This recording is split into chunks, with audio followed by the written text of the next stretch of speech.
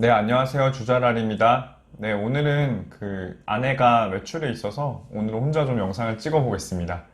오늘의 주제는 LG화학 배터리 분할 사건 같은 일들을 또 안 당하려면 주주 구성을 보아야 합니다. 입니다. 제가 이전 영상에서 실적 올라가는 것만 보시지 마세요. 주식수 어떻게 될지 보세요 라고 말씀을 드렸었는데요. 그거랑 맥락은 비슷합니다. 실적 올라가는 것만 보시지 마시고 주주 구성도 꼭 봐주세요. 오늘의 이야기를 크게 두 파트로 나눠서 설명을 드리겠습니다. 일단 제가 주주 구성을 왜 중요하게 생각하는지, 어떤 주식을 사면 안 되는지에 대해 설명을 드릴 거고요. 두 번째로 LG화학은 그렇다면 좋은 주주 구성을 가지고 있던 기업이었는지 LG화학의 사례를 한번 살펴볼 겁니다. 네, 첫 번째로는 주주 구성이 왜 중요한지에 대한 설명입니다. 여러분이 주식 투자를 한다는 것의 의미는 주식회사의 일정 지분을 매수했다라는 의미잖아요. 이 주식회사라는 거는 기본적으로 내가 혼자 이 사업은 할 수 없겠다. 그러니 같이 투자해서 이 회사를 운영하자라는 개념에서 설립된 회사들인 거죠. 결국 회사에 이익이 발생하면 이걸 어떻게 배분하느냐의 문제가 계속 있을 수밖에 없는 구조입니다. 당연히 이론적으로야 투자한 지분대로 이익을 나눠 가는 거겠지만 실제 상황에서는 전혀 그렇지 않다는 점이 중요합니다. 이를 이해하기 위해서는 주식회사의 의사결정 체계에서 가장 핵심적인 건 주주총회라는 사실을 아셔야 됩니다. 왜냐하면 주식회사의 의사결정 체계는 크게 세 가지로 이루어지는데요. 주주총회가 있고 그 주주총회에서 이사진이 결정되고 그 이사진이 대표이사를 한 명 선출하는 그런 구조이기 때문에 결국 가장 근본은 주주총회입니다. 이 주주총회에서 의사결정 방식은 당연히 1인 1표제가 아니고요. 가지고 있는 지분만큼 표를 행사할 수 있는 구조입니다. 여기까지 이해하셨으면 한번 사례를 들어볼게요. 기업 A가 있습니다. 이 기업 A는 최대 주주 A가 지분을 30% 보유하고 있는 기업입니다. 그리고 70%의 지분은 공개시장에 매각했기 때문에 2등 주주의 지분 비중이 5%가 안 되는 기업입니다. 자, 이런 기업이 있다면 주주총회가 어떻게 돌아갈까요? 최대 주주 외 70%의 주주가 연합하지 않는 이상 30%의 최대 주주가 원하는 대로 다 의사결정을 할 수가 있습니다. 그렇다는 것은 기업에서 발생하는 현금을 어떻게 쓸지 최대 주주가 다 의사결정 권한이 있다는 거예요. 이런 상황일 때 최대 주주가 본인에게 최대 이익을 가져가게 하는 선택을 할 텐데 그게 어떤 걸까요? 일단 배당을 안 줍니다. 굳이 회사의 내부 현금을 이 나머지 70%의 주주들에게 줄 이유가 없어요. 어차피 그거 다 내 건데 내가 마음대로 할 수 있는데 굳이 배당을 줄 필요가 없겠죠. 자사주 매입도 마찬가지입니다. 굳이 돈을 써서 자사주 매입해서 내 지분율을 더 올릴 필요가 없어요. 이미 기업에서 나오는 현금은 다 내 거니까 현금을 쌓아놓으면 내가 CEO도 해서 CEO 임금을 더 준다든지 아니면 법인카드를 몰래 사적인 용도로 사용하고 그냥 회사 비용 처리해버린다든지 어차피 다 내 마음대로 할 수 있기 때문에 그런 거죠. 주식을 산다는 게 동업자에게 돈을 맡겨놓고 저 동업자가 내 지분 가치 극대화를 위해 최선을 다하겠지? 라는 믿음이 있어야 사는 건데 이 최대 주주가 압도적인 힘을 가지고 있는 회사라면 이 주식 가치 극대화가 아니라 이 최대 주주의 가치 극대화를 위해 의사결정들을 할 위험들이 있다라는 거죠. 다른 사례를 들어볼게요. 기업의 주주 구성을 보니까 최대 주주의 지분율은 한 8% 정도밖에 안 되고 2등의 지분율도 한 5% 정도밖에 안 되는 겁니다.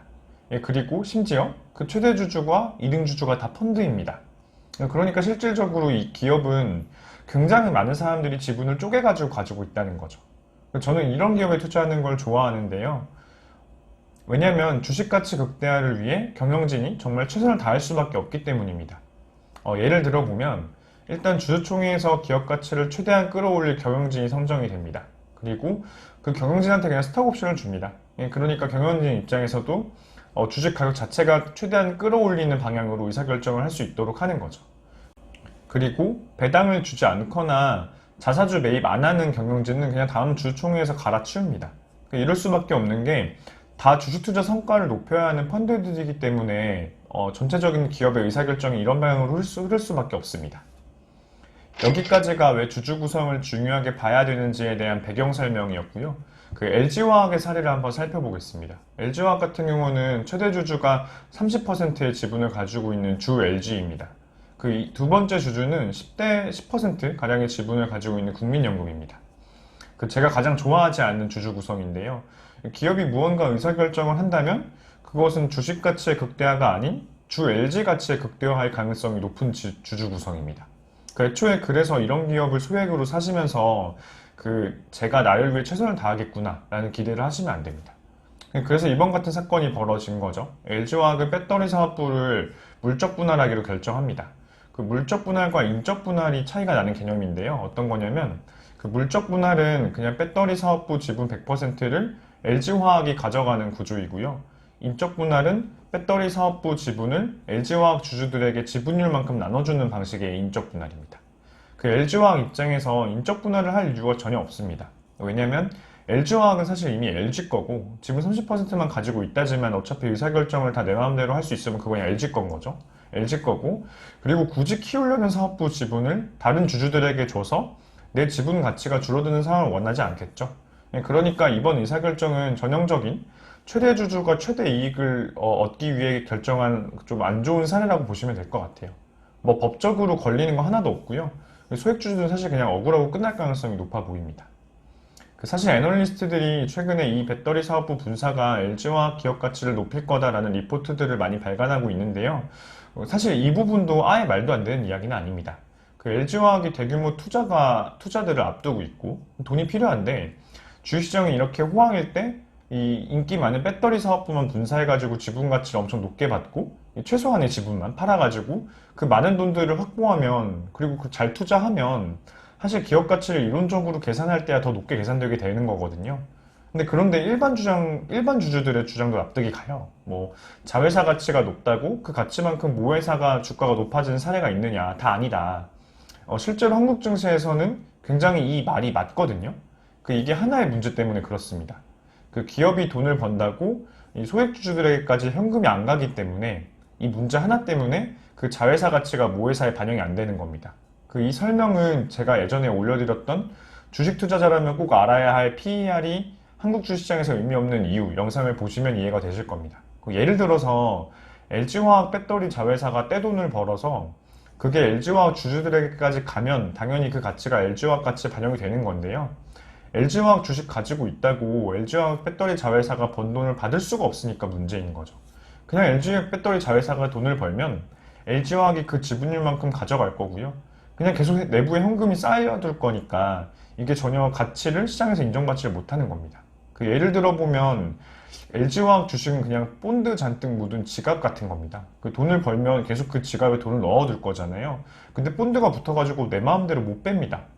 그런 지갑에 사실 5만 원이 들어있다고 그 지갑 가치가 5만 원 이상일까요? 그래서 저는 국내 주식 대부분 이런 본드 잔뜩 묻은 지갑 같은 주식들이 대부분이라고 생각을 하기 때문에 국내 주식은 잘 투자를 안 하고 있습니다. 그러니까 이론적인 밸류에이션 방법이 실제 시장에 먹히려면 단 한 가지 조건이 필요합니다. 현금 흐름이 있는 자산을 평가할 때만 이론적인 방법들이 먹힙니다. 그런데 LG화학 주식은 그렇지는 않은 거죠. 그래서 결론은 꼭 주주 구성을 보세요. 주주 구성과 경영진을 보아하니 내 이익 극대화를 위해 의사결정을 할 사람들이구나 라고 할 때만 투자를 하시면 좋겠습니다. 한국 주식은 이 조건에 맞는 주식이 대부분 없기 때문에 저는 미국 주식만 투자하고 있는 거고요. 그 한 사례로 제가 최근에 오라클이라는 기업을 좋아하고 있는데 이 기업은 1년에 장사를 하면은 현금이 한 110억 달러 정도 남습니다. 근데 2020년에만 배당과 자사주 매입에 거의 200억 달러 이상을 썼어요. 제 주주 가치 극대화를 위해 최선을 다해주고 있는 거죠. 오라클이라는 세계 최고의 인재들이 모인 기업이 내 가치 극대화를 위해 최선을 다해주고 있다는 사실 자체가 저는 마음이 좀 편한 겁니다. 네, 오늘 영상은 여기까지입니다. 감사합니다.